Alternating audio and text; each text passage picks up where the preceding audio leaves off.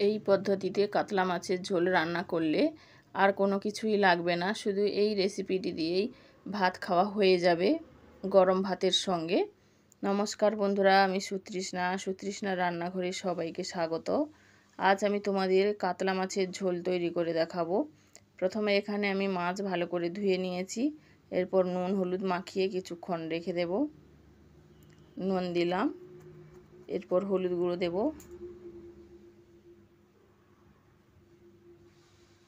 একটু সর্ষের তেল দিয়ে দিলাম। এবার মাখিয়ে কিছুক্ষণ রেখে দেব। কড়াইতে সর্ষের তেল দিলাম,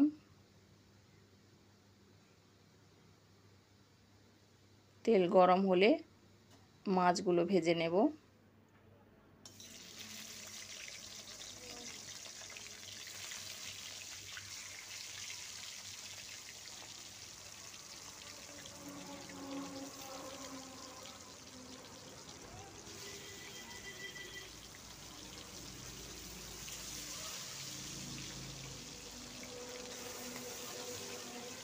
এইভাবে মাছগুলো সব ভেজে নেব।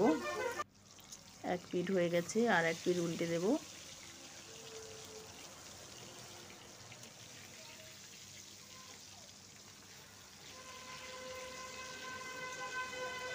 তেল গরম হলে মাছ দিলে কড়াইতে আর মাছ লেগে যাবে না, খুব সুন্দর উল্টে যাবে এই মাছগুলো। এই দেখো মাছ ভাজা হয়ে গেছে।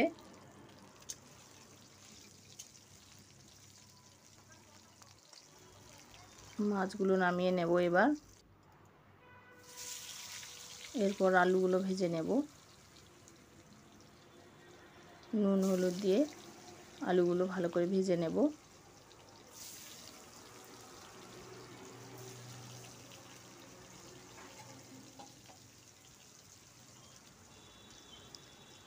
নুন দিলাম, এরপর হলুদ গুঁড়ো দেব।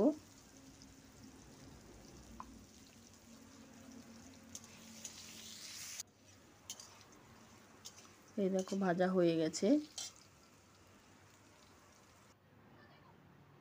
এরপর কড়াইতে সর্ষের তেল দিলাম। সর্ষের তেলে রান্না করবে, তাহলে রান্নাটি খুব সুন্দর হবে।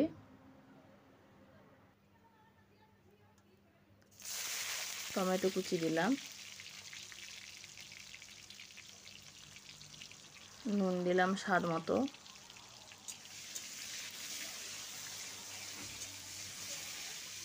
টমেটো একটু ভাজা হয়ে গেলে এরপর পেঁয়াজ বাটা আর শুকনো লঙ্কার বাটা দিয়ে দিলাম। ভালো করে কষিয়ে নেব। এরপর রসুন বাটা দিয়ে দিলাম।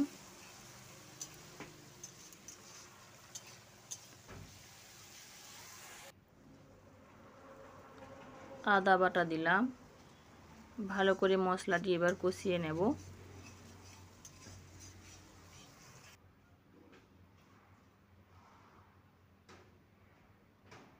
এরপর আগে থেকে বাটিতে গরম মশলার গুঁড়ো, হলুদ গুঁড়ো আর সামান্য চিনি জলে গুলে রেখেছিলাম, এটা দিয়ে দিলাম।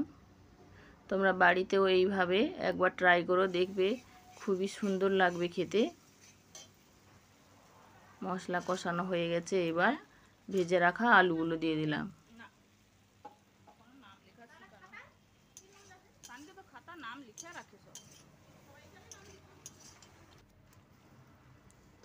এই দেখো কি সুন্দর তেল ছেড়ে দিয়েছে। এরপর গরম জল দিয়ে দিলাম। রান্নায় গরম জল ব্যবহার করবে।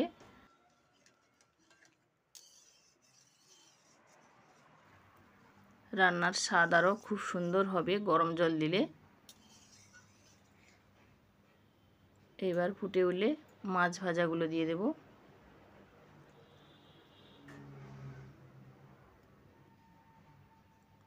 এইবার ভেজে রাখা মাছগুলো দিয়ে দিলাম। রেসিপিটি যদি তোমাদের ভালো লাগে প্লিজ একটি লাইক আর সাবস্ক্রাইব করে দিও।